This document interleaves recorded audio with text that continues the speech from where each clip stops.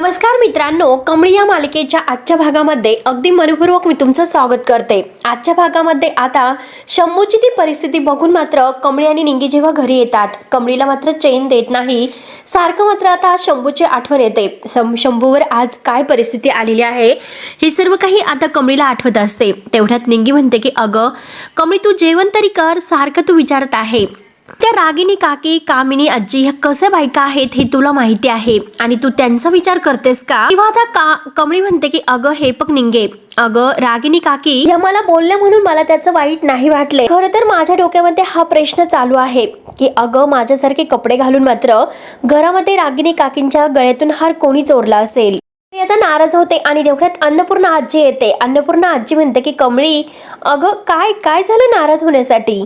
अगं आज गुढीपाडवा आहे, असं सणाच्या दिवशी नाराज व्हायचं नसतं। आता कमळी म्हणते की आजी हे बघा, खरंच मी काही केलेलं नाही। त्यावरती अन्नपूर्णा आजी म्हणते की हो अगं, आम्हाला ते माहिती आहे, आमचा तुझ्यावर पूर्ण विश्वास आहे कमळी। ती जी कोणी होती तर ती तू नव्हतीच आणि कोण होती ती लवकरच आपल्याला सापडणार आहे। आणि हे बघ, तू काळजी कशाला करतेस? तू उपाशी का राहतेस? चल जेवण करून घे।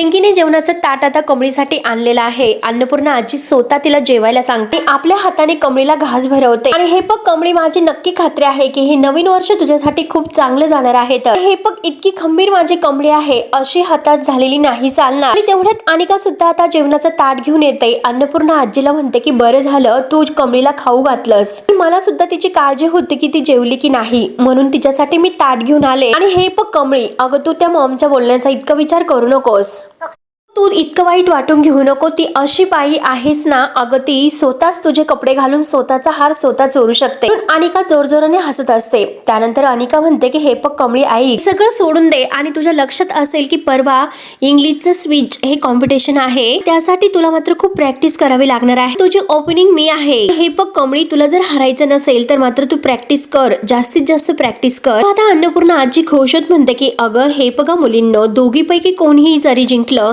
तरी ट्रॉफी मात्र आपल्या घरात येणार आहे। तर आता कमळी हे सर्व ऐकत असते तर अन्नपूर्णा आजी पुन्हा तिला आपल्या हाताने घास भरवते। सुद्धा कमळी आता अगदी नाराजच असते। नंतर आता अनिका ही रूम मध्ये येते। रूम मध्ये आल्यानंतर मात्र आता ती आरशासमोर बसून हसत असते। रागिनी तिला विचारते की काय ग अनिका, काय सुरू आहे तुझं, नेमकं काय चालू आहे? का फक्त हसते? तर रागिनी पुन्हा विचारते की अगं बाई, तुझ्या मनात नक्की आहे तरी काय? सतत त्या गावच्या कमळीची तू बाजू घेते, मी तुला 100% खात्रीने हे सांगते, त्या गळ्यातील जो हार आहे ना तर तिनेच घेतलेला आहे। तर नाही, तुला तिचीच बाजू घ्यायची आहे। तर त्यावरती अनिका हसते आणि म्हणते याचा अर्थ असा, मात्र अजूनपर्यंत माझा प्लॅन नाही कळलेला। रागिनी विचारते की प्लॅन, नक्की कसला प्लॅन? तेवढ्यात तेथे कामिनी आजी सुद्धा येते। अनिका म्हणत असते की म्हणजे तो हार चोरणारी मुलगी आहे तर ती कमळी तुम्हाला वाटते का? ती कमळी नव्हती। त्यावरती कामिनी विचारते की कमळी नव्हती म्हणजे नक्की तो हार कोणी चोरला? अनिका आता म्हणते की ती कमळी नव्हती तर माझी फ्रेंड होती। आता रागिनी बोलते की काय बोलतेस तू? हे बघ, ती माझी जी फ्रेंड होती ना, तिची फिगर एकदम कमळी सारखी आहे, तर मी तिला थोडेसे पैसे दिले आणि ती लगेच हे काम करायला तयार झाली होती।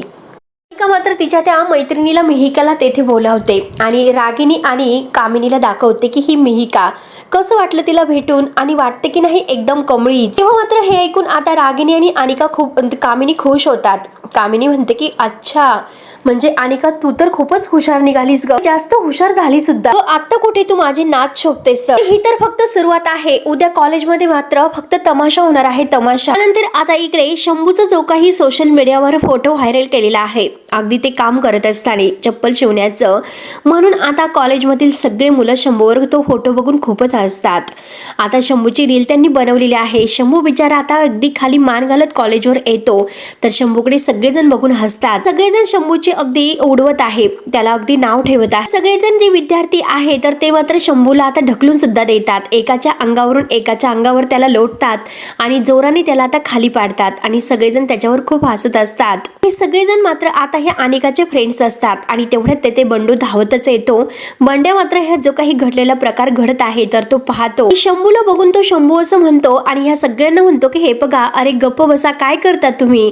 तेव्हा आता ते जे विद्यार्थी आहे अनिकाचे हे फ्रेंड्स तर ते आता ह्या बंड्याला सुद्धा लोटून देतात। आणि तेवढ्यात बंड्या आता धावतच कमळी आणि ऋषीला सांगायला येतो। ते दोघे येतच असतात आणि धावतच तो मात्र ऋषी सर आणि कमळी यांना सांगतो की आता कॉलेजमधील सगळी मुलं आहेत तर ते शंभूला खाली पाडले आणि त्याला अगदी खूप लागलेला आहे. तर कमळी आता धक्क्यानेच विचारते की काय झालं बंड्या.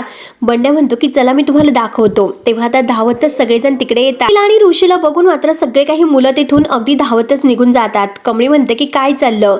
सगळेजण पळून जातात. बिचारा शंभू खाली पडलेला असतो. ऋषी सुद्धा आता त्या मुलावर ओरडतो. तेव्हा आता शंभूला धरून हाताला धरतात आणि त्याला उभं करतात. तो खाली मान घालत काही न बोलता तिथून जायला निघतो. कमळी त्याला आवाज देते, शंभू हे बघ असं हारून नाही चालणार. न बोलता आता तिथून निघून जातो. डायरेक्ट घरी निघून येतो आणि खूप रडत असतो खाली मान घालून. तेव्हा लगेच आता तेवढ्या शंभूची आई पाणी घेऊन येते आणि शंभूला विचारते की शंभू बाळा अगं अरे काय झालं, का रडतोस तू. तेव्हा आता रडतच शंभू म्हणतो की काही नाही आई, आजपासून मी कॉलेजला नाही जाणार. आई विचारते की अरे बाळा तू असं का बोलतोस. शंभू म्हणतो की आई हे बघ मी बरोबर बोलतो ग. कितीही जरी ठरवलं ना मी तरी सुद्धा मी मोठं नाही होऊ शकत. पासून मी सुद्धा बाबांसारखं दुकानात बसून चपला शिवण्याचं काम करेल. कारण आता एका गरीबाचा मुलगा डॉक्टर इंजिनियर होतो हे नाही बघवत. तो आपले आता बॅग मधील पुस्तक वगैरे घेतो आणि सगळे काही फाडायला सुरुवात करतो. आई त्याला धरते. आई म्हणते की अरे काय असं करतोस. आता तो रडतच म्हणतो की आई मला सोड. आणि तेवढ्यात तिथे कमळी आणि निंगी येतात. त्याच्या हातातील पुस्तक हिसकावून घेते आणि म्हणते की काय करतोस तू, का पुस्तक फाडतोस. आता शंभू कमळी समोर रडतच हात जोडतो की कमळी तू काही बोलू नकोस प्लीज. इथून पुढे तुम्ही इकडे येत नका जाऊ. ऋषी सरांना सुद्धा सांगा इथून पुढे कॉलेजला नाही येणार. आता हे शंभूचा निर्णय ऐकल्यानंतर कमळी आणि निंगी यांना धक्का बसतो. मात्र आता शंभू लगेच बाजूला उठून जातो तर कमळीला वाईट वाटतं. कमळी आता म्हणते की खरंच आज फक्त शंभूचा अपमान नाही झाला, त्याची सगळी काही स्वप्न ही धुळीस मिळाली. त्या मनामध्ये अगदी शिकून मोठं होण्याची इच्छा होती. शंभूचे बाबा हे सर्व ऐकत असतात आणि ते सुद्धा खूप रडतात. शंभूची आई सुद्धा खूप रडते. नंतर आता कमळी आणि निंगी घरी येतात. कमळी मात्र आता इंग्लिश स्पीच बोलण्याची प्रॅक्टिस करत असते पण तिच्याजून हे होत नसतं.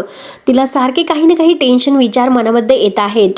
आणि तेवढ्यात तिथे अन्नपूर्णा आजी येते. आता कमळीला पाहते. कमळी निराश होऊन बसलेली असते. अन्नपूर्णा आजी तिच्याजवळ येऊन बसते आणि विचारते की कमळी काय झालं, तू अशी का बसलीस ग. तेव्हा आता कमळी म्हणते की आजी मला नाही वाटत की मी उद्याच्या स्पर्धेमध्ये भाग घेऊ शकेल, हे सर्व मला नाही जमणार. त्यावरती अन्नपूर्णा आजी विचारते की काय ग कमळी असं काय झालं एकदम. हे बघ ना हे भाषण तुझा पाठ होत नाही, हा प्रश्नच नाही. त्यावरती आता कमळी म्हणते आजी हे बघा शंभूची जी अवस्था झालेली आहे सतत माझ्या डोक्यामध्ये तेच विचार येतात, माझं मन लागेन असं झालेलं आहे. तेव्हा आता अन्नपूर्णा आजी म्हणते की कमळी हे बघ अगं ऋषीने मला कॉल करून सगळं सांगितलेलं आहे, तू त्याची काळजी करू नको. बघ आपण मात्र शंभूचं शिक्षण नाही बंद पडून देणार, त्याच्या फीची आपण काही ना काही सोय करू. अगं काहीतरी मार्ग आपण त्याच्यासाठी काढू. ह्या सगळ्या गोष्टीकडे तू लक्ष देऊन तुझं जे काही शिक्षणाचं स्वप्न आहे ते कसं पूर्ण करू शकशील.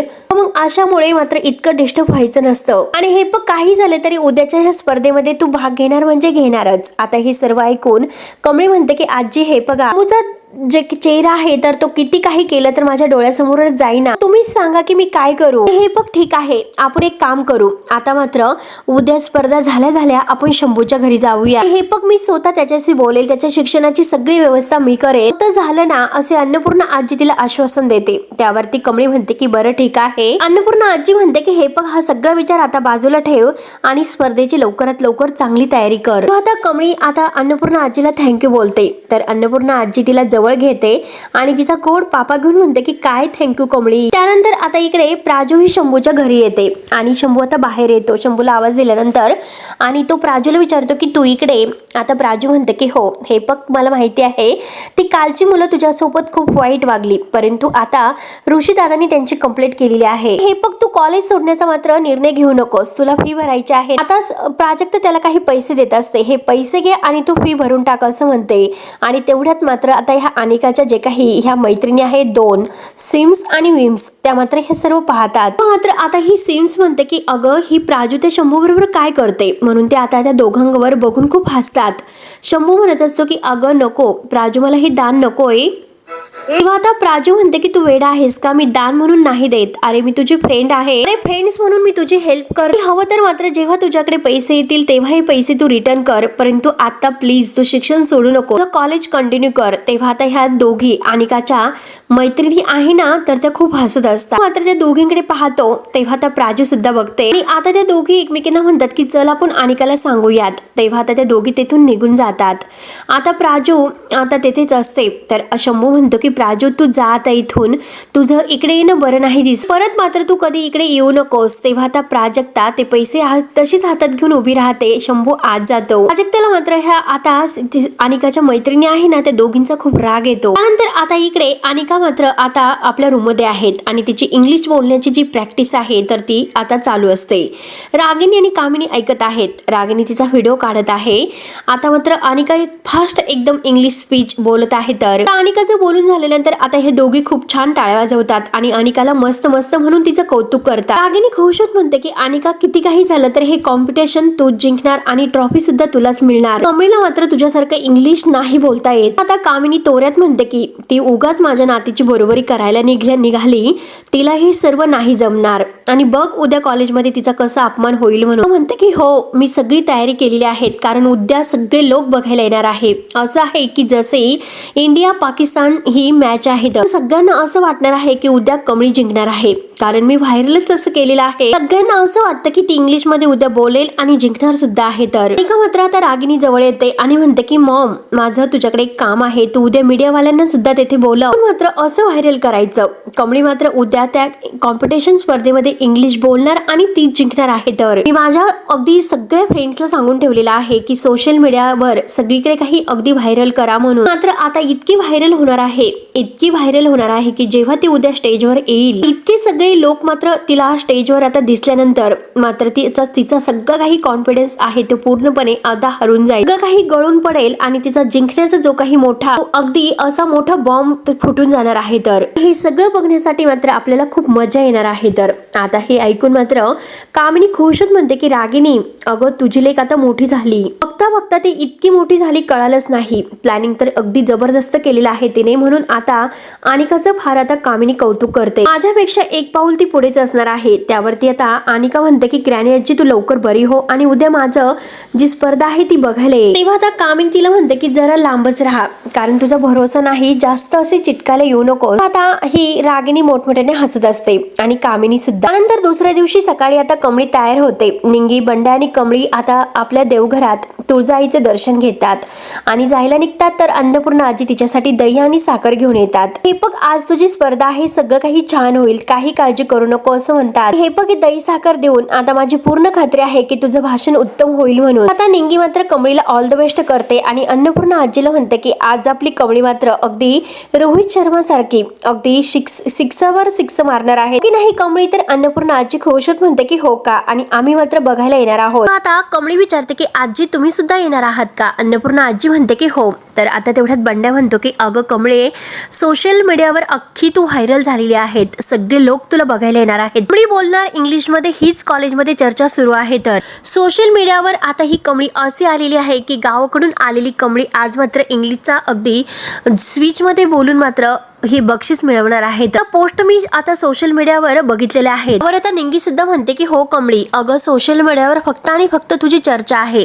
आता कमळी विचार करते की नक्की आता माझी इतकी चर्चा का सुरू आहे, म्हणजे मला काही कळेनासं झालेलं आहे. त्यानंतर आता इकडे अनिका सुद्धा रूम मध्ये मात्र आता हे कमळीचं सोशल मीडियावर व्हायरल झालेलं रील पाहते आणि म्हणते की काय ग कमळी टमळी, आज जेव्हा आता लोक ही स्पर्धा बघतील आणि तेव्हा मात्र अनिका महाजन जिंकलेली पाहतील, सगळेजण माझं कौतुक करतील. हे बघ तुला तर मोठं व्हायचं होतं त्यामुळे तू सगळीकडे व्हायरल झाली, मी तुला मोठं केलं आणि आज मात्र सगळ्या लोकांना कळेल की तुला इंग्लिश बोलता येत नाही म्हणून आणि तेव्हा ती लोक आहेत ना ती तुझ्यावर दगड फेकून मारतील. हे सगळं चालू असताना मला तर खूप मज्जा येणार आहे. तर शेवटी मी केलेला प्लॅन आहे तो सक्सेसफुल होणार आहे आणि जिंकणार तर मी आहे म्हणून अनिका खूप खुश होते.